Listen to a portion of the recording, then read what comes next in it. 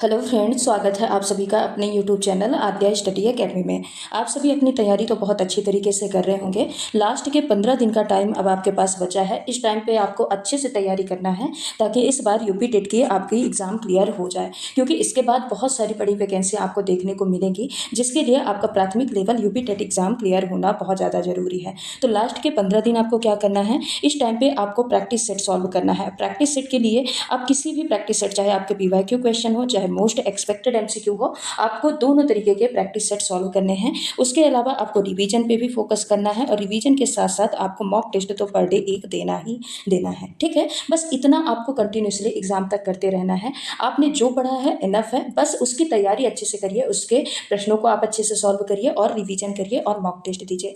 बाकी साइंस की practice set की क्लासेस तो चल ही रही हैं। आज की हमारी क्लास 12वीं क्लास है। इसके पहले की जो क्लासेस हैं, इसकी एक प्लेलिस्ट मौजूद है जहाँ पे सारी क्लासेस सीक्वेंस वाइज डली हैं। अगर आप कम समय में साइंस की बेहतर तैयारी करना चाहते हैं, यानी आप चाहते हैं कि आपके प्रैक्टिस सेट के माध्यम से प्रीवियस ईयर क्वेश्चन की प्रैक्टिस हो जाए, चाहे वो किसी भी टेट एग्जाम में आया हुआ प्रीवियस ईयर क्वेश्चन हो, सिर्फ यूपी टेट एग्जाम का नहीं, उसके अलावा मोस्ट एक्सपेक्टेड एमसीक्यू की प्रैक्टिस हो जाए और साथ ही साथ रिवीजन भी हो जाए, तो आप ये क्लासेस जरूर देखिएगा, क्योंकि यहाँ पे हमने प्रश्नों की प्रैक्टिस के साथ साथ रिवीजन पे भी फोकस किया है कि कौन कौन से और प्रश्न हैं जो आपके एग्जाम में बन सकते हैं। तो ये जितने भी क्लासेस हैं प्रैक्टिस सेट के, आपके एग्जाम की दृष्टि से बहुत महत्वपूर्ण है। आपको अपने एग्जाम में इससे बहुत ज़्यादा हेल्प देखने को मिलेगी, तो आप इन क्लासेस को जरूर देखिएगा। आपकी साइंस की बेहतर तैयारी यहाँ से हो जाएगी। तो चलिए बिना देर किए स्टार्ट करते हैं आज की क्लास को। और क्लास स्टार्ट करने से पहले आप सभी से रिक्वेस्ट है कि अगर आप चैनल पर नए हैं तो चैनल को सब्सक्राइब कर दीजिएगा और वीडियो को लाइक कर दीजिएगा। आज का हमारा पहला प्रश्न है कि स्थानिक जातियां क्या हैं। वो वन्य जातियां जो समाप्त होने की कगार पे हैं, वो वन्य जीव जिनको शिकारियों से बचाया गया हो, वो पौधे और जंतु जो सामान्य हों और संसार भर में फैले हों, वो पौधे और जंतु जो केवल एक विशिष्ट भौगोलिक क्षेत्र में पाए जाते हों। बताइए स्थानिक जातियां क्या हैं। आज हम मेनली 2019 यूपी टेट में आए प्रश्नों को हम सॉल्व करने वाले हैं। ठीक है, अब ये भी आपका 2019 का पीवाईक्यू क्वेश्चन है, यूपी टेट में आया हुआ ही। बताइए स्थानिक जातियां क्या होती हैं। तो देखिए, आप सभी को पता है कि स्थानिक स्थानिक मतलब क्या होता है कि किसी पर्टिकुलर स्थान में पाए जाने वाले, किसी पर्टिकुलर भौगोलिक क्षेत्र में पाए जाने वाली जातियां क्या कहलाती हैं, स्थानिक जातियां कहलाती हैं। अब देखिए ऑप्शन में क्या दिया है कि वो वन्य जातियां जो समाप्त होने के कगार में हैं, समाप्त होने के कगार वाली जो जातियां हैं उनको हम विलुप्त जातियां बोलेंगे। ठीक है, क्या बोलेंगे, विलुप्त या लुप्त प्राय जातियां बोलेंगे, स्थानिक जातियां नहीं बोलेंगे। वो वन्य जीव जिनको शिकारियों से बचाया गया है, क्या ये स्थानिक जातियों की परिभाषा देता है? तो नहीं देता है। वे पौधे और जंतु जो सामान्य हो और संसार भर में फैले हों, जो संसार भर में फैले होंगे उनको हम व्यापक बोलेंगे, स्थानिक थोड़ी ना बोलेंगे। वो पौधे और जंतु जो केवल एक विशिष्ट भौगोलिक क्षेत्र में पाए जाते हों, तो यही क्या कहलाएंगे, स्थानिक जातियां कहलाएंगे। क्योंकि किसी विशेष स्थान में, किसी पर्टिकुलर रीजन में पाई जाने वाली जो जातियां होती हैं वो स्थानिक जातियां होती हैं। ये दुनिया भर में अन्य भागों में कहीं पे भी नहीं पाई जाती। तो इस प्रश्न का करेक्ट आंसर क्या हो जाएगा, ऑप्शन नंबर 4 तो हो जाएगा। अगला प्रश्न है, किसी पदार्थ में ताप परिवर्तन के दौरान संभावित ऊष्मा ऊर्जा के किस रूप में संग्रहित रहती है। ताप ऊर्जा के रूप में, गतिज ऊर्जा के रूप में, स्थितिज ऊर्जा के रूप में, गतिज एवं स्थिति दोनों ऊर्जा के रूप में। बताइए इस प्रश्न का करेक्ट आंसर क्या होगा। तो देखिए यहाँ पे दो टर्म में क्वेश्चन पूछे जाते हैं, एक ताप परिवर्तन के आधार पर पूछा जाता है और एक अवस्था परिवर्तन के आधार पर पूछा जाता है। दूसरा क्या, अवस्था परिवर्तन के आधार पर प्रश्न पूछा जाता है। तो देखिए ताप परिवर्तन में क्या है, यहाँ पे स्टूडेंट बहुत गलतियां करके आते हैं। उनको लगता है कि ऑप्शन सेम रहते हैं, तो उनको लगता है ताप परिवर्तन और अवस्था परिवर्तन सेम है, क्योंकि अवस्था परिवर्तन में भी टेम्परेचर की जरूरत होती है, लेकिन दोनों का आंसर जो है वो अलग अलग निकल के आता है।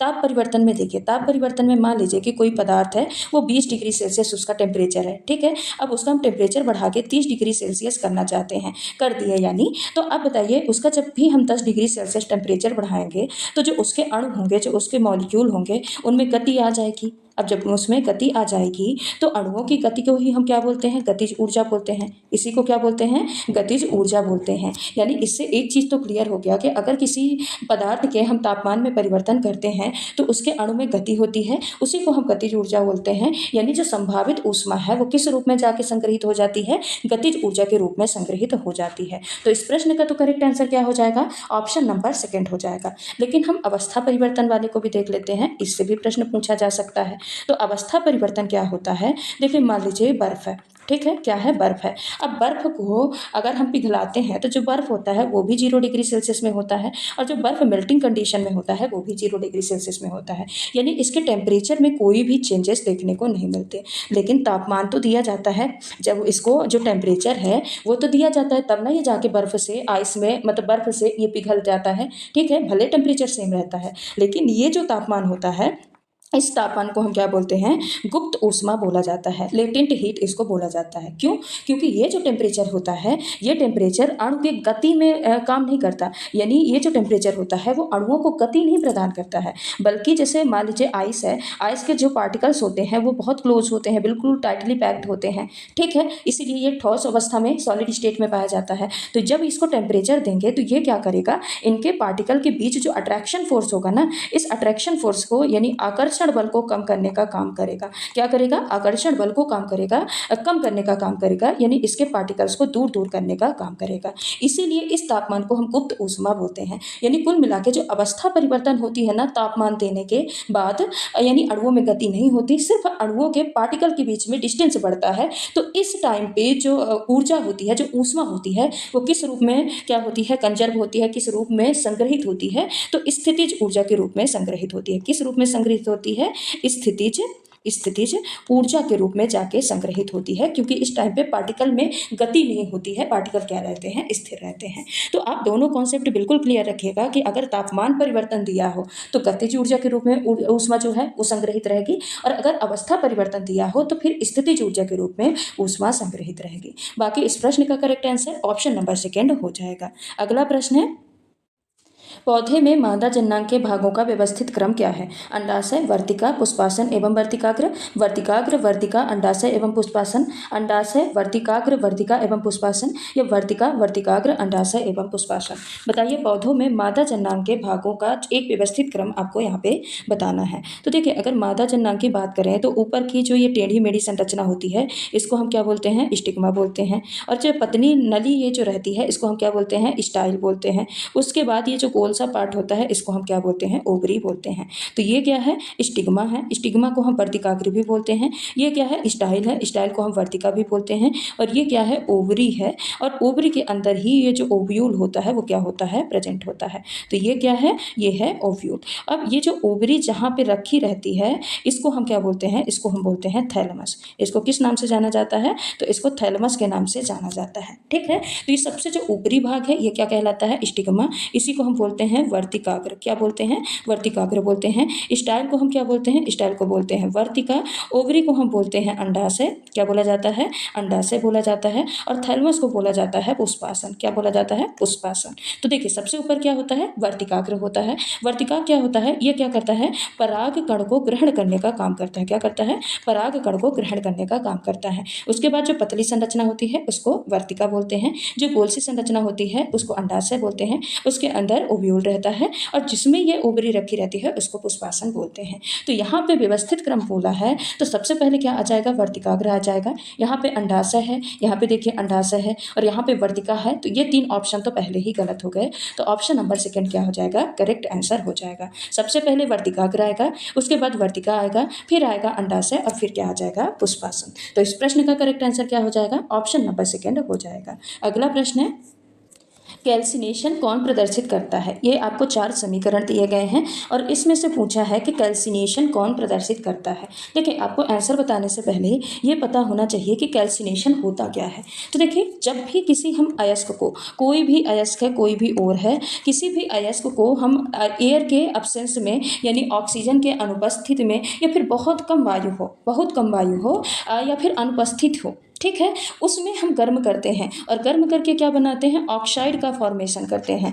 यानी कोई भी अयस्क हो उसको हम ऑक्सीजन के अनुपस्थित में या एयर के अनुपस्थित में उसको हम गर्म करते हैं, और गर्म करने के बाद उसका हम ऑक्साइड का बनाते हैं, ऑक्साइड का फॉर्मेशन करते हैं। तो ये जो पूरी प्रोसेस होती है उसको हम क्या बोलते हैं? कैल्सिनेशन बोलते हैं। उसको क्या बोला जाता है? कैल्सिनेशन बोला जाता है। तो यहाँ पे देखिए, जो समीकरण पहला दिया है इसमें देखिए ऑक्सीजन ऐड किया हुआ है, यानी यहाँ पे ऑक्सीजन की प्रेजेंस है, तो ये तो कैल्सिनेशन कैल्सिनेशन शो नहीं करता, बल्कि ये क्या शो करता है, ये ऑक्सीकरण अभिक्रिया शो करता है। क्या करता है, ऑक्सीकरण अभिक्रिया को शो करता है। ठीक है, तो ये क्या हो जाएगा, ये तो हमारा आंसर नहीं होगा। दूसरे में भी देखिए ऑक्सीजन का यूज हुआ है, तो ये भी क्या होगा, कैल्सिनेशन प्रोसेस नहीं होगी। ठीक है, तीसरे में भी ऑक्सीजन की प्रेजेंस है, तो ये भी कैल्सिनेशन प्रोसेस नहीं होगी, यानी यहाँ पे एयर प्रेजेंस है। लेकिन देखिए जो थर्ड ऑप्शन है, यहाँ पे क्या किया गया है कि मैग्नीशियम कार्बोनेट, ये मैग्नीशियम कार्बोनेट है, मैग्नीशियम कार्बोनेट को गर्म किया गया है, यहाँ पे एयर प्रेजेंस नहीं है। गर्म करने के बाद देखिए ये इसका मैग्नीशियम का ऑक्साइड बना है, मैग्नीशियम का ऑक्साइड बना है और कार्बन डाइऑक्साइड भी बनी है। ठीक है, कार्बन डाइऑक्साइड गैस बनी है, यानी कुल मिला के ये अयस्क है मैग्नीशियम कार्बोनेट। मैग्नीशियम कार्बोनेट को हम गर्म किए तो इसका ऑक्साइड बना, मैग्नीशियम ऑक्साइड बना और कार्बन डाइऑक्साइड गैस बनी। तो ये कौन सी प्रोसेस शो कर रहा है, तो ये कैल्सिनेशन प्रोसेस शो कर रहा है, क्योंकि यहाँ पे एयर की प्रेजेंस नहीं है, यहाँ पे एयर की अनुपस्थित में हम इसको गर्म करके इसके ऑक्साइड का फॉर्मेशन कर रहे हैं। तो इस प्रश्न का करेक्ट आंसर क्या हो जाएगा, इस प्रश्न का correct answer option number third हो जाएगा। अगला प्रश्न है, सूर्यास्त के बाद भी पृथ्वी की सतह के निकट की वायु किस कारण ऊष्मा प्राप्त करती रहती है, सूर्य तपन, स्थलीय विकिरण, चालन एवं संवहन। बताइए इस प्रश्न का करेक्ट आंसर क्या हो जाएगा। तो देखिए सूर्य तपन क्या है, जब सूर्य हो यानी सूर्यास्त ना हुआ हो, सूर्य की जो गर्मी है उसको हम क्या बोलते हैं, सूर्य तपन। तो ये कब होगा, जब सनराइज रहेगा यानी सूर्य का अस्त नहीं हुआ रहेगा। ठीक है, और जो चालन प्रक्रिया है, चालन प्रक्रिया क्या है, ये भी ऊष्मा स्थानांतरण की प्रक्रिया है, लेकिन ये जनरली किस में होती है, ठोसों में होती है। किस कारण में होती है, यानी किन में होती है, ठोसों में होती है। ठोस में कैसे होती है, जैसे मान लीजिए एक ये आयरन की रॉड है, क्या है, आयरन की रॉड है। जब आप इसको हीट देते हैं, गर्म करते हैं, तो देखिए ये रॉड को अगर आप एक सिरे से गर्म करेंगे तो इसका दूसरा सिरा भी गर्म हो जाता है। क्यों होता है, चालन प्रक्रिया के माध्यम से इसमें ऊष्मा का स्थानांतरण होता है। अब कैसे होता है, देखिए जब यहाँ पे हम इसको हीट देंगे, तापमान देंगे, तो यहाँ के पार्टिकल क्या होंगे, गर्म होंगे, और गर्म होने के बाद क्या होगा, इसमें कंपन होगा। कंपन के माध्यम से एक कण दूसरे कण तक ऊष्मा का स्थानांतरण करते हैं, और इसी तरह से एक सिरे से लेकर दूसरे सिरे तक आयरन की रॉड क्या हो जाती है, गर्म हो जाती है। ये मेनली किस में होता है, ये होता है ठोसों में। ठीक है, ये ठोसों में ऊष्मा स्थानांतरण की एक प्रमुख विधि है। इसीलिए देखिए जो खाना बनाने वाले बर्तन होते हैं, जैसे कुकर है, तवा है, उसमें हत्थे लगाए जाते हैं, क्योंकि ऊष्मा का स्थानांतरण होगा, उसका हत्था भी गर्म हो जाएगा। तो हत्थे ऐसे लगाए जाते हैं जो कि क्या हो, ऊष्मा के कुचालक हो। अब जो ऊष्मा का कुचालक होगा वो क्या करेगा, अपने में ऊष्मा पास होने ही नहीं देगा, तो वो ठंडा बना रहेगा। इसीलिए देखिए लकड़ी के ज़्यादातर हत्थे लगाए जाते हैं। संवहन विधि क्या होती है, तो संवहन विधि ये होती है उसमें द्रव में और गैस में। किस में होती है, द्रव में और गैस में होती है। इसमें क्या होता है, जैसे मान लीजिए एक बाल्टी में पानी है, अब यहाँ पे हमने ये पूरा पानी भरा हुआ है, नीचे से हमने फ्लेम दे दिया, ठीक है, उसको हीट दे दी, तापमान दे दिया। जब तापमान देंगे तो जो नीचे के पार्टिकल्स हैं ये क्या हो जाएंगे, गर्म हो जाएंगे। जब नीचे के पार्टिकल गर्म हो जाएंगे तो ये हल्के होंगे, तो हल्के होके ये कहाँ जाएंगे, ऊपर की ओर जाएंगे। तो जब ऊपर की ओर जाएंगे तो ऊपर के जो पार्टिकल्स हैं उनको जगह कम पड़ेगी, तो जगह कम पड़ेगी तो वो देखेंगे कि नीचे जो है ये एरिया खाली है। ठीक है, तो ऊपर के पार्टिकल कहाँ आ जाएंगे, नीचे आ जाएंगे, यानी उनका घनत्व तो क्या रहेगा, ज़्यादा, तो वो कहाँ आ जाएंगे, नीचे आ जाएंगे। तो कुल मिला के ऐसे ही बुलबुले के रूप में पानी का स्थानांतरण होता रहता है, और यही विधि क्या कहलाती है, यही विधि कहलाती है संवहन, जो कि द्रव और गैस में देखने को मिलती है। तो ये ऊष्मा स्थानांतरण की तो दो विधियां हो गई। स्थलीय विकिरण क्या है, विकिरण होता है जिसके लिए जो कि क्या करता है, रेडिएशन के माध्यम से ऊष्मा का स्थानांतरण करता है। उसके लिए किसी भी माध्यम, सॉलिड, लिक्विड और गैस की जरूरत नहीं होती, कोई भी माध्यम की जरूरत नहीं होती। लेकिन स्थलीय विकिरण क्या होता है, तो देखिए जब भी सूर्यास्त हो जाता है ना तो किरणें नहीं निकलती, लेकिन दिन में जो गर्मी आई है, जो किरण आई है, वो क्या करती है, पृथ्वी की सतह पे ऊष्मा के रूप में कंजर्व रहती है, यानी इकट्ठा रहती है। और यही पृथ्वी की सतह ऊष्मा यानी ये जो रेडिएशन होता है, इसका रेडिएशन, ये जो ऊष्मा कंजर्व रहती है, इकट्ठे रहती है, संग्रहित रहती है, इसी को ये क्या करती है, रेडिएशन के थ्रू बाहर निकालती रहती है। क्या करती है, रेडिएशन के थ्रू ये क्या करती है, बाहर उसको निकालती रहती है। इसीलिए जो पृथ्वी के पास का जो वातावरण है सूर्यास्त के बाद भी क्या रहता है, गर्म रहता है। इसको हम क्या बोलते हैं, स्थलीय विकिरण कहा जाता है। जो पृथ्वी की सतह से जो ऊष्मा विकिरण के माध्यम से निकलती है ना, उसी को हम क्या बोलते हैं, स्थलीय विकिरण कहते हैं। तो इस प्रश्न का करेक्ट आंसर क्या हो जाएगा, इस प्रश्न का correct answer option number B हो जाएगा। अगला प्रश्न है, अल्ट्रासोनिक ध्वनियाँ वे ध्वनियाँ होती हैं जो डेड डैश आवृत्ति की होती हैं। कुल मिला के यहाँ पे अल्ट्रासोनिक ध्वनि की आवृत्ति पूछी है 40 किलो हर्ट्ज से अधिक, 20 किलो हर्ट्ज से अधिक, 50 किलो हर्ट्ज से अधिक या फिर 30 किलो हर्ट्ज से अधिक।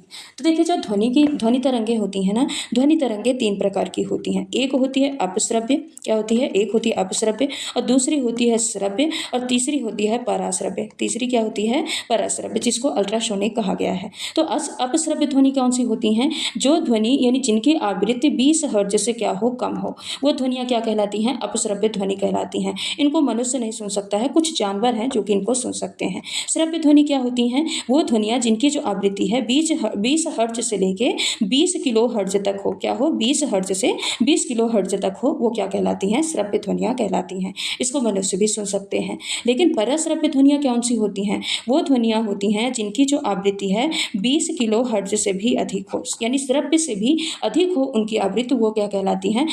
पराश्रव्य ध्वनि तरंगे कहलाती हैं। और इनको भी मनुष्य नहीं सुन सकते हैं, लेकिन इनको कुछ जानवर जैसे कि कुत्ते हैं इनको सुन सकेंगे, चमगादड़ हैं, चमगादड़ भी इनको सुन सकती हैं। ठीक है, जो चमगादड़ होती हैं वो भी इनको सुन सकती हैं, और बिल्ली, डॉल्फिन ये क्या करती हैं? पराश्रव्य ध्वनि तरंगों को सुन सकती हैं। ठीक है, बाकी यहाँ पे यही तो पूछा है कि अल्ट्रासोनिक ध्वनियों की जो रेंज होती है वो क्या होती है, पराश्रव्य ध्वनि की रेंज क्या होती है। तो अभी हमने पढ़ा है कि 20 किलो हर्ट्ज से अधिक होती है किसकी? परासोनिक या अल्ट्रासोनिक ध्वनि की जो आवृत्ति होती है। ठीक है, तो इस प्रश्न का करेक्ट आंसर क्या हो जाएगा? ऑप्शन नंबर बी हो जाएगा। अगला प्रश्न है, जरा दृष्टि दोष यानी प्रेसबायोपिया को सही करने के लिए आमतौर पर किस प्रकार के लेंस का प्रयोग किया जाता है? अवतल लेंस का, बेलनाकार लेंस का, उत्तल लेंस का या फिर द्विफोकल लेंस का? बताइए किस प्रकार के लेंस का उपयोग किया जाता है। देखिए जो जरा दृष्टि दोष है, जरा दृष्टि दोष प्रेसबायोपिया होता क्या है? तो ये बुढ़ापे की उम्र में यानी ओल्ड एज में होने वाला एक आंख संबंधी रोग है। इसमें क्या होता है, ना ही पास का दिखाई देता है और ना ही इसमें दूर का दिखाई देता है। जब इसमें पास और दूर दोनों का नहीं दिखाई देता है तो इसके जो इलाज है, इसके उपचार के लिए पास के लिए भी चश्मा लगाना पड़ेगा और दूर के लिए भी चश्मा लगाना पड़ेगा। तो इसीलिए इसमें कैसे लेंस का उपयोग किया जाता है? द्विफोकल लेंस का उपयोग किया जाता है। अब जो द्विफोकल लेंस होता है इसमें क्या होता है, जो ऊपर की ओर हो रहता है, ऊपर की ओर क्या लिया जाता है? अवतल लेंस लगाया जाता है। ऊपर की ओर अवतल लेंस लगाया जाता है। जैसे ये चश्मा है ना, तो यहाँ पे ऊपर की ओर अवतल लेंस लगा दिया जाएगा और जो नीचे की ओर है, नीचे की ओर उत्तल लेंस लगा दिया जाता है। जो अवतल लेंस है, अवतल लेंस क्या करता है? दूर की वस्तु को देखने का काम करता है। उत्तल लेंस क्या करता है? उत्तल लेंस पास की वस्तुओं को देखने का काम करता है। इसीलिए ऊपर की ओर अवतल लेंस और नीचे की ओर उत्तल लेंस लगा दिया जाता है ताकि दूर का भी दिखे और पास का भी दिखे। तो इस प्रश्न का करेक्ट आंसर क्या हो जाएगा? ऑप्शन नंबर डी हो जाएगा। अब दो प्रमुख निकट दृष्टि दोष और दूर दृष्टि दोष और भी हैं जो कि पूछे जाते हैं। तो देखिए पहले देखिए निकट दृष्टि दोष। निकट दृष्टि दोष क्या होता है? निकट दृष्टि दोष में दूर का नहीं दिखता। देखिए नाम तो है निकट दृष्टि दोष, लेकिन इसमें दूर का दिखाई नहीं देता है। अब दूर का इसमें दिखाई नहीं देता है, इसीलिए दूर के लिए कौन सा लेंस का उपयोग किया जाता है? तो दूर के लिए अवतल लेंस का उपयोग किया जाता है। तो इसके उपचार के लिए क्या, निकट दृष्टि दोष के उपचार के लिए कौन सा लेंस का उपयोग किया जाता है? अवतल लेंस का। वहीं पे दूर दृष्टि के उपचार के लिए, दूर दृष्टि दोष के उपचार के लिए उत्तल लेंस का उपयोग किया जाता है। किसका? उत्तल लेंस का उपयोग किया जाता है। इसमें क्या रहता है, दूर दृष्टि दोष में निकट का नहीं दिखता है। कहाँ का? पास का नहीं दिखता है। देखिए जो निकट दृष्टि दोष है, निकट दृष्टि दोष में होता क्या है, इसमें रेटिना से पहले ही इमेज बन जाती है। यानी रेटिना पर इमेज बनाने की जगह क्या हो जाता है, जो रेटिना होता है, रेटिना का साइज बढ़ जाता है। यहाँ पे क्या होता है, रेटिना का साइज बढ़ जाता है। तो यहाँ पे पहले क्या था, रेटिना यहाँ से थी तो यहाँ पे आके प्रकाश इकट्ठा होता था और यहाँ पे प्रतिबिंब बनती थी। लेकिन इसमें रेटिना का अगर निकट दृष्टि दोष हो जाता है तो इसमें रेटिना का साइज बढ़ जाता है, और जब रेटिना का साइज बढ़ जाता है तो जो प्रकाश है वो यहीं पे आके इकट्ठे होगी। लेकिन रेटिना कहाँ पहुँच गई, रेटिना जाके यहाँ पे आई बॉल का साइज बढ़ जाता है। सॉरी, रेटिना का नहीं, किसका साइज बढ़ जाता है? आई बॉल, यानी जो नेत्र गोलक, किसका साइज बढ़ जाता है? नेत्र गोलक का साइज बढ़ जाता है, जिसकी वजह से जो रेटिना है वो पीछे पहुंच जाती है। लेकिन प्रकाश जहाँ पे इकट्ठा होता था वहीं पे इकट्ठा होता है, इसीलिए रेटिना से पहले ही यहाँ पे प्रतिबिंब बन जाती है। तो अवतल लेंस का उपयोग किया जाता है, तो ये क्या करता है, प्रकाश को फैला के ले जाता है, रेटिना पे प्रतिबिंब बनाने का काम करता है। सेम दूर दृष्टि दोष में ऐसा होता है कि यहाँ पे जो आई बॉल होता है, नेत्र गोलक होता है, वो क्या हो जाता है, सिकुड़ जाता है। जब नेत्र गोलक सिकुड़ जाता है तो पहले रेटिना कहाँ थी, यहाँ पे थी, तो प्रकाश जाके यहाँ पे इकट्ठा होता था। अब देखिए यहाँ पे अब नेत्र गोलक ही सिकुड़ गया तो जो रेटिना है, रेटिना कहाँ गई, आगे आ गई, लेकिन प्रकाश यहीं पे जाके इकट्ठा होगा। तो उसके लिए फिर उत्तल लेंस का उपयोग किया जाता है। उत्तल लेंस क्या करता है, प्रकाश को इकट्ठा करके कन्वर्ज करके ले आके रेटिना में इमेज बनाने का काम करता है। तो निकट दृष्टि दोष के लिए अवतल लेंस का उपयोग किया जाता है, दूर दृष्टि दोष के लिए उत्तल लेंस का उपयोग किया जाता है। हालांकि यहाँ पे मैंने आपको ट्रिक भी बताई थी। तो निकट में 3 अक्षर है, नि, का, ट, तो इसके अगले 4 अक्षर वाले लेंस का उपयोग इस दृष्टि दोष के निवारण के लिए किया जाएगा, अवतल। और दूर दृष्टि दोष में दूर में 2 अक्षर हैं, दू और र, तो इसके लिए इसके अगले 3 अक्षर वाले लेंस का उपयोग किया जाएगा, उत्तल। ये आपको ट्रिक याद कर रखना है। तो यहाँ पे आपको किस लेंस का उपयोग किया जाता है उसमें कंफ्यूजन नहीं होगा। बाकी इस प्रश्न का करेक्ट आंसर तो ऑप्शन नंबर डी है ही। चलते हैं अगले प्रश्न पे। अचार में तेल और सिरके का प्रयोग होता है क्योंकि स्वाद बढ़ाने के लिए, उसे सूखने से बचाने के लिए, दोनों सामग्रियां रोगाणु के लिए एक प्रतिकूल माहौल बनाती हैं, या तेल नमी को कम करता है। बताइए अचार में तेल और सिरके का प्रयोग क्यों किया जाता है। तो देखिए स्वाद बढ़ाने के लिए बस तो तेल और सिरके का प्रयोग किया नहीं जाता, ठीक है, लेकिन क्योंकि स्वाद बढ़ाने के लिए और बहुत सारे इंग्रेडिएंट होते हैं। सूखने से बचाने के लिए तो उचित नहीं है कि सूखने से बचाने के लिए तेल और सिरके का प्रयोग कर दें। तेल नमी को कम करता है, ऐसा तो बिल्कुल नहीं है कि तेल नमी को कम कर देगा। देखिए अचार में तेल और सिरके का उपयोग क्यों किया जाता है। जो तेल होता है ना, तेल क्या काम करता है, ये जो हवा से है तो हवा से सुरक्षित रखता है अचार को, यानी हवा और नमी के संपर्क से बचाता है, ठीक है। मान लीजिए अचार है, उसके ऊपर हम तेल डाल देंगे तो हवा और नमी उसके संपर्क में नहीं आ पाएगी। अब जब हवा और नमी उसके संपर्क में नहीं आ पाएगी तो जो बैक्टीरिया वायरस हैं वो भी नहीं पनप पाएंगे, क्योंकि बैक्टीरिया वायरस को पनपने के लिए हवा और नमी चाहिए। अब हवा नमी नहीं रहेगी तो बैक्टीरिया वायरस नहीं पनप पाएंगे, इसीलिए तेल का उपयोग किया जाता है। सिरके का उपयोग क्यों किया जाता है, क्योंकि सिरके में कौन सी एसिड होती है, एसिटिक एसिड होता है। कौन सा एसिड होता है, एसिटिक एसिड सिरके को बोला जाता है, इसमें एसिटिक एसिड होता है। और जो एसिटिक एसिड होता है ना, तो ये जो रोगाणु है तो रोगाणु की वृद्धि को ये क्या करता है, रोकता है, ठीक है, रोगाणु वृद्धि को ये रोकने का काम करता है, इसीलिए अचार में तेल और सिरके का प्रयोग किया जाता है। तो यहाँ पे करेक्ट आंसर क्या हो जाएगा, correct answer option number C हो जाएगा। दोनों जो सामग्रियां हैं वो रोगाणु के लिए प्रतिकूल माहौल बनाती हैं, अनुकूल माहौल ना बना के कैसा माहौल बनाती हैं, प्रतिकूल माहौल बनाती हैं, इसीलिए अचार में तेल और सिरके का प्रयोग होता है, ठीक है। इस प्रश्न का करेक्ट आंसर क्या हो जाएगा, ऑप्शन नंबर सी हो जाएगा। अगला प्रश्न है, कौन सी रंगहीन गैस लेड एसीटेट पेपर को काला कर देती है, H2S, Br2, SO2 या फिर Cl2। बताइए कौन सी रंगहीन गैस है जो कि पेपर को काला कर देती है, जो लेड एसीटेट का पेपर होता है ना उसको काला कर देती है। ये आपके यूपी टेट एग्जाम में पूछा गया, 2019 में पूछा गया प्रश्न है, ठीक है, 2019 में पूछा गया ये प्रश्न है। देखिए यहाँ पे जो Br2 होता है, ब्रोमीन गैस है, ये कैसी गैस है, ये लाल या फिर भूरी रंग की गैस होती है। तो यहाँ पे रंगहीन दिया है तो ये तो आंसर होगा ही नहीं। जो क्लोरीन होती है, क्लोरीन कैसे होती है, हरे और पीले रंग की होती है। कैसी होती है, हरे और पीले रंग की होती है, तो ये भी करेक्ट आंसर नहीं होगा। अब इन दो में कंफ्यूजन है, तो सबसे पहले हम देखते हैं H2S को। H2S को क्या बोलते हैं, इसको हाइड्रोजन सल्फाइड भी बोला जाता है। क्या बोला जाता है, हाइड्रोजन सल्फाइड, ठीक है, इसको हाइड्रोजन सल्फाइड भी बोला जाता है। अब जो हाइड्रोजन सल्फाइड H2S गैस होती है, कैसी गैस होती है, एक प्रकार की रंगहीन गैस होती है, और इसमें से सड़े अंडे की जैसे बदबू आती है। कैसे बदबू आती है, सड़े अंडे की जैसे इसमें बदबू आती है। अब ये गैस क्या काम करती है, तो जब लेड एसीटेट से इसको रिएक्ट किया जाता है, लेड एसीटेट का फॉर्मूला क्या होगा, लेड एसीटेट का फॉर्मूला होगा PbCH3COO का होल ट्वाइस। इसको जब हम H2S गैस से रिएक्ट करते हैं, H2S गैस से रिएक्ट करते हैं, तब ये क्या बनाता है, PbS बनाता है, यानी लेड सल्फाइड बनाता है। अब जो लेड सल्फाइड होता है ये कैसा होता है, काले रंग का होता है। कैसा होता है, काले रंग का होता है। काले रंग के होने की वजह से ये लेड एसीटेट के पेपर को क्या कर देता है, काले रंग का कर देता है। तो इस प्रश्न का करेक्ट आंसर क्या हो जाएगा, ऑप्शन नंबर फर्स्ट हो जाएगा। अगला प्रश्न है, निम्न यौगिकों पर विचार कीजिए। यहाँ पे BF3 होगा, IF7 होगा, CO2 होगा, PCl5 होगा। इन यौगिक में इलेक्ट्रॉन स्नेही कौन से हैं, कौन से यौगिक हैं जो कि इलेक्ट्रॉन स्नेही हैं, थर्ड और फोर्थ, फर्स्ट थर्ड और फोर्थ, फर्स्ट सेकेंड थर्ड और फोर्थ, या फिर फर्स्ट और सेकेंड। बताइए कौन कौन सी यौगिक हैं जो कि इलेक्ट्रॉन स्नेही हैं। देखिए सबसे पहले आप ये बताइए कि इलेक्ट्रॉन स्नेही का मतलब क्या होता है। इलेक्ट्रॉन स्नेही का मतलब ये है कि ऐसे पदार्थ जिनको इलेक्ट्रॉन की ज़रूरत हो, यानी जो इलेक्ट्रॉन लेने की कोशिश करता हो वो क्या कहलाएगा, इलेक्ट्रॉन स्नेही। जिसको इलेक्ट्रॉन पसंद है वो क्या कहलाएगा, इलेक्ट्रॉन स्नेही कहलाएगा। अब देखिए एक एक करके बात करते हैं। जो BF3 है, क्या है, BF3 है। अब BF3 में जो बोरॉन होता है, बोरॉन के पास केवल और केवल कितने इलेक्ट्रॉन होते हैं, 6 इलेक्ट्रॉन होते हैं। अब 6 इलेक्ट्रॉन है, इसको अपना ऑक्टेट पूरा करना है, यानी ये चाहता है कि हमारे अंतिम कक्ष में 8 इलेक्ट्रॉन हो। अब ऑक्टेट पूरा करने के लिए ये 2 इलेक्ट्रॉन लेना चाहेगा कि नहीं लेना चाहेगा, ये चाहेगा कि एक पेयर ऑफ इलेक्ट्रॉन हमको मिल जाए, इसीलिए ये क्या कहलाता है, इलेक्ट्रॉन स्नेही कहलाता है। तो ये तो हमारे आंसर में आ जाएगा। दूसरा हम आ जाते हैं CO2। CO2 में भी, CO2 में कार्बन पर अधिक आंशिक धनावेश होता है, इसलिए ये इलेक्ट्रॉन को पाना चाहता है। तो CO2 भी क्या हो जाएगा, इलेक्ट्रॉन स्नेही हो जाएगा। वहीं पे PCl5 है, PCl5 है, ये चाहता है कि एक लोन पेयर, मतलब एक पेयर ऑफ इलेक्ट्रॉन हमको एक युग्म इलेक्ट्रॉन का और मिल जाए, जिससे हम क्या कर लें, PCl6 का निर्माण कर लें और स्टेबल कंडीशन में आ जाएं, इसलिए ये भी इलेक्ट्रॉन स्नेही होता है।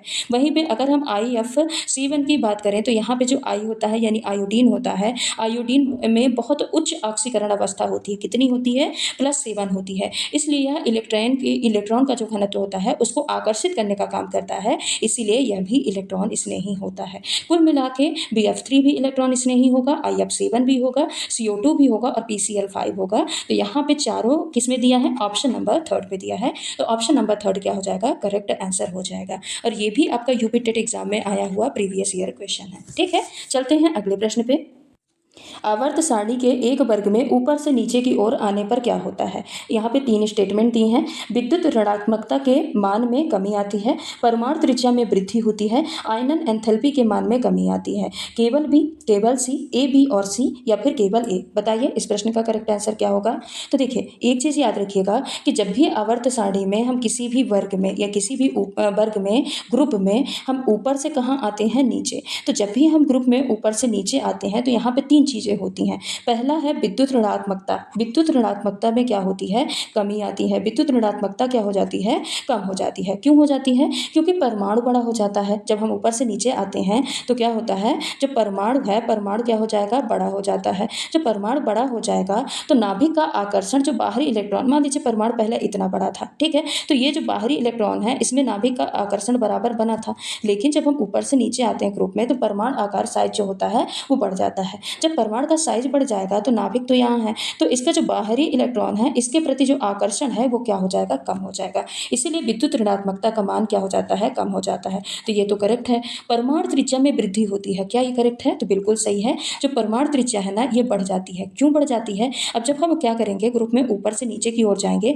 तो इसमें नए नए इलेक्ट्रॉन कोष यानी नए नए सेल्स क्या होंगे, जुड़ते जाएंगे। अब जब नए नए सेल्स जुड़ेंगे तो जो परमाणु त्रिज्या है, त्रिज्या में वृद्धि होगी। देखिए एक सेल था, यहाँ पे एक कोष और जुड़ गया, एक कोष और जुड़ गया, तो इससे बताइए रेडियस में वृद्धि होगी कि नहीं होगी, तो परमाणु त्रिज्या में भी वृद्धि होती है, ये भी करेक्ट है। आयनन एंथैल्पी के मान में कमी आती है, बताइए ये करेक्ट है कि नहीं। तो देखिए आयनन एंथैल्पी क्या होती है, जो बाहरी इलेक्ट्रॉन है ये नाभिक से दूर होते हैं और उनको निकालना आसान हो जाता है, यही क्या कहलाता है, आयनन एंथैल्पी। तो आयनन के एंथैल्पी के मान में कमी होती है।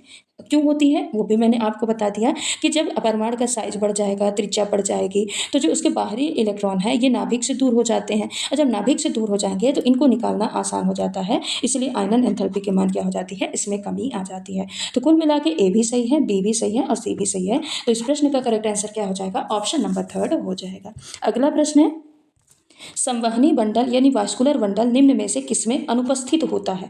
टेरिडोफाइटा में, थैलोफाइटा में, जिम्नोस्पर्म में या फिर ब्रायोफाइटा में। बताइए संवहनी बंडल किसमें अनुपस्थित रहता है। सबसे पहले आप ये बताइए संवहनी बंडल या वास्कुलर बंडल होता क्या है।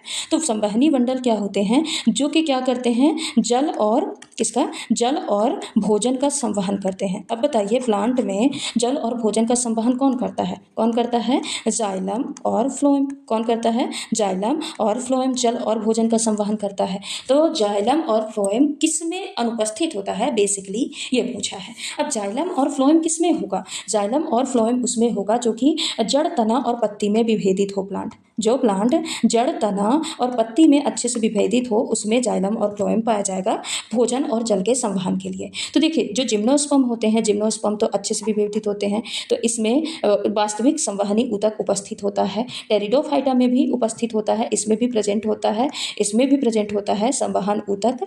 लेकिन देखिए ब्रायोफाइटा में पाया जाता है लेकिन वास्तविक नहीं पाया जाता। ब्रायोफाइटा में पाया तो जाता है लेकिन वास्तविक नहीं पाया जाता है। जो थैलोफाइटा है इसमें संवहनी ऊतक होते ही नहीं है। ब्रायोफाइटा में पाया जाता है लेकिन वास्तविक नहीं पाया जाता। और यहाँ पे पूछा है कि अनुपस्थित किस में होता है, तो अनुपस्थित किस में होता है, थैलोफाइटा में होता है, क्योंकि जो इनकी बॉडी होती है वो कैसी होती है, थैलस लाइक होती है, एक थैलेनुमा होती है। इनमें जो जड़ तना पत्ती है इसमें प्लांट विभेदित नहीं होता, इसीलिए जो थैलोफाइटा के जो जीव हैं, जो प्लांट हैं, उसमें वॉस्कुलर बंडल नहीं पाई जाती। तो इस प्रश्न का करेक्ट आंसर क्या हो जाएगा, इस प्रश्न का correct answer option number B हो जाएगा। अगला प्रश्न है, वर्णांधता या कलर ब्लाइंडनेस हमारे शरीर में किस कोशिका में गड़बड़ी के कारण होता है। श्वेत रुधिर कोशिका यानी WBC में, या फिर RBC में गड़बड़ी के कारण होता है, या फिर शंकु कोशिका, शंकु कोशिका को क्या बोलते हैं, शंकु कोशिका को बोलते हैं कोन सेल्स। तो कोन सेल्स में गड़बड़ी के कारण होता है या फिर न्यूरॉन में गड़बड़ी के कारण होता है। बताइए यहाँ पे कलर ब्लाइंडनेस जो होता है किस कोशिका में गड़बड़ी के कारण होता है। अब वर्णांधता आँख से संबंधित है, तो आँख में कौन कौन सी कोशिका पाई जाती हैं, आँख में एक रॉड सेल पाई जाती है, दूसरी कौन सी सेल पाई जाती है, कोन सेल पाई जाती है। ठीक है, जो रॉड सेल होती है, रॉड सेल हमको अंधेरे में देखने का काम करती है, अंधेरे में देखने में मदद करती है, यानी कुल मिला के ये काला और सफ़ेद देखने का काम, दिखाने का काम करती है। ठीक है, काला और सफ़ेद देखने में मदद कौन करती है, रॉड सेल करती है। जबकि जो कौन सेल होती है, कौन सेल हमको रंग प्रदान करने यानी रंग पहचानने, रंग देखने में काम करती है, ये दिन में देखने में मदद करती है। कौन सी, कौन सेल। और यही दो सेल आँखों में होती हैं। बाकी WBC तो रोगों से रक्षा प्रदान करती है, ये क्या करती है, रोगों से रक्षा प्रदान करने का काम करती है। और RBC क्या करती है, ऑक्सीजन के ट्रांसपोर्ट का काम करती है, ऑक्सीजन के परिवहन का काम करती है। और जो न्यूरॉन है ये संदेशों का संचार करते हैं, ये क्या करते हैं, संदेशों का संचार करते हैं। ये कोई तंत्रिका से संबंधित होते हैं, आँख से संबंधित नहीं होते। तो इस प्रश्न का कुल मिला के करेक्ट आंसर क्या हो जाएगा, ऑप्शन नंबर 3 हो जाएगा। जो शंकु कोशिका या फिर कोन सेल होती है, कोन सेल क्या करती है, हमको रंग पहचानने में मदद करती है। दिन में स्पष्ट देखने के लिए शंकु कोशिका बहुत ज़्यादा जरूरी है। और वैसे भी यहाँ पे आप ऑप्शन एलिमिनेशन से भी जा सकते थे। यहाँ पे आँख पे 2 ही सेल होती हैं, एक होती है रॉड सेल जो कि अंधेरे में देखने में मदद करती है, और दूसरी होती है कौन सेल जो कि दिन में और रंग देखने में मदद करती है। ठीक है, तो कलर ब्लाइंडनेस में क्या रहता है, व्यक्ति रंगों के प्रति क्या होता है, कंफ्यूज होता है। खासकर जो रेड है, ब्लू है, ग्रीन है, इन रंगों के प्रति क्या रहता है, कंफ्यूज रहता है। और रंग दिखाने का काम शंकु कोशिका करती है, इसीलिए ऑप्शन नंबर 3 इस प्रश्न का करेक्ट आंसर हो जाएगा। अगला प्रश्न है, आवर्त सारणी में कौन सा तत्व उच्चतम यौगिक संख्या बनाता है। बताइए, सिलिकॉन, कार्बन, ऑक्सीजन या फिर फास्फोरस, कौन सा है जो उच्चतम यौगिक संख्या बनाता है। तो सबसे ज़्यादा जो यौगिक संख्या बनाने का काम करता है वो कौन करता है, कार्बन करता है। क्यों करता है, देखिए जो कार्बन होती है ना, कार्बन की जो वैलेंसी होती है वो कितनी होती है, 4 होती है। ये क्या है, कार्बन की वैलेंसी है। ठीक है, क्या है, वैलेंसी। कार्बन की वैलेंसी कितनी होती है, 4 होती है। और इसमें कैटिनेशन का गुण भी बहुत पाया जाता है। कैटिनेशन मतलब क्या होता है, श्रृंखलन का गुण। कौन सा होता है, श्रृंखलन का गुण। तो कार्बन में श्रृंखलन का गुण बहुत अधिक पाया जाता है, यानी कार्बन काफ़ी लंबी श्रृंखला, काफ़ी लंबी चैन बना सकता है। ठीक है, ये क्या है, सबसे ज़्यादा उच्च मतलब ये सबसे उच्चतम यौगिक की संख्या बना सकता है। आवर्त सारणी में ये वो तत्व है जो कि उच्चतम यौगिक की संख्या बना सकता है। बाकी जो सिलिकॉन है, सिलिकॉन भी कार्बन जैसा होता है पर ये कम यौगिक की संख्या बनाता है। ऑक्सीजन ये द्विसंयोजी होता है, इसकी जो वैलेंसी होती है ये कितनी होती है, 2 होती है। फास्फोरस भी कई यौगिक बनाता है पर कार्बन जितने नहीं बनाता। सबसे ज़्यादा यौगिक संख्या कौन बना सकता है, वो है कार्बन। तो ऑप्शन नंबर 2 इस प्रश्न का करेक्ट आंसर हो जाएगा। अगला प्रश्न है, एल्यूमिनियम और प्लेटिनम कैसे हैं, अनुचुंबकीय पदार्थ हैं, प्रतिचुंबकीय पदार्थ हैं, लौह चुंबकीय पदार्थ हैं या फिर उपयुक्त में से कोई नहीं। बताइए, एल्यूमिनियम और प्लेटिनम क्या है। देखिए, सबसे पहले आप बताइए कि अनुचुंबकीय पदार्थ, प्रतिचुंबकीय पदार्थ और लौह चुंबकीय पदार्थ होते क्या हैं। ये मैं आपको पहले भी पढ़ा चुकी हूँ। तो अनुचुंबकीय पदार्थ वो पदार्थ होते हैं जिनको जब हम चुंबकीय क्षेत्र में ले जाते हैं तो ये थोड़ा बहुत आकर्षित होते हैं। कैसा होते हैं, थोड़ा सा आकर्षित होते हैं, बहुत ज़्यादा आकर्षित नहीं होते। अगर हम इनको चुंबकीय क्षेत्र से हटा दें तो इनका जो चुंबकत्व का गुण है वो भी क्या हो जाता है, समाप्त हो जाता है। अब अनुचुंबकीय पदार्थ में क्या क्या आ जाएगा, तो इसमें एल्यूमिनियम आ जाएगा, प्लेटिनम आ जाएगा, मैग्नीशियम आ जाएगा और ऑक्सीजन आ जाएगा। ये अनुचुंबकीय पदार्थ के अंतर्गत आते हैं। प्रतिचुंबकीय पदार्थ कौन से होते हैं, जो कि क्या करते हैं, अगर इनको चुंबकीय क्षेत्र में ले जाया जाए तो ये विकर्षित होते हैं। ठीक है, ये आकर्षित ना होकर क्या होते हैं,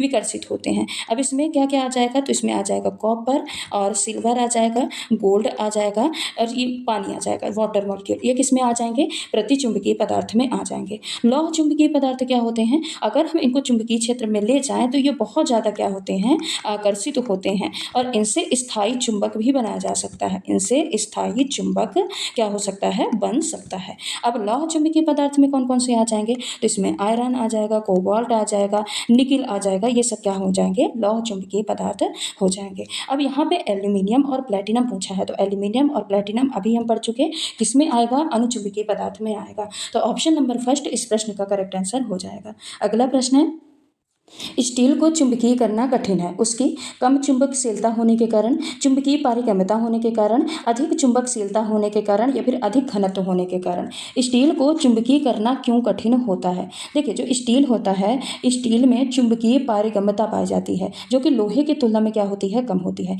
इसीलिए इसको चुंबकित करना कठिन होता है। तो ऑप्शन नंबर बी तो क्या हो जाएगा, इस प्रश्न का करेक्ट आंसर हो जाएगा। लेकिन बताइए जो चुंबकीय पारगम्यता होती है, चुंबकीय पारगम्यता होती क्या है। देखिए चुंबकीय पारगम्यता वो होता है जिसमें पदार्थ की क्षमता का पता चलता है, जिससे ये पता चलता है कि अगर इसको हम चुंबकीय क्षेत्र में ले जाएं, अगर ये पदार्थ है इसको हम चुंबकीय क्षेत्र में ले जाते हैं तो ये अपने अंदर कितना चुंबकीय क्षेत्र को क्या होता है, गुजरने देगा। यही क्या कहलाता है, पारगम्यता मतलब क्या होता है, पारगम्यता मतलब होता है कि अपने आप में से पार होने देना। तो कितने चुंबकीय क्षेत्र को ये पदार्थ अपने आप में से पार होने देगा, ये कहलाता है चुंबकीय पारगम्यता। अब देखिए जो नरम लोहा होता है, जो नरम लोहा होता है, नरम लोहा क्या होता है, इसको आसानी से हम चुंबकित कर सकते हैं। जो नरम लोहा होता है इसको हम आसानी से क्या कर सकते हैं, चुंबकित कर सकते हैं, ठीक है। लेकिन वहीं पे जो स्टील होता है, स्टील को हम आसानी से चुंबकित नहीं कर सकते, इसको हम आसानी से चुंबकित कर सकते हैं नरम लोहे को, पर जितना जल्दी नरम लोहा चुंबकित होगा ना उतना ही जल्दी ये चुंबकत्व खो भी देता है, यानी इसका चुंबकत्व खत्म भी हो जाता है।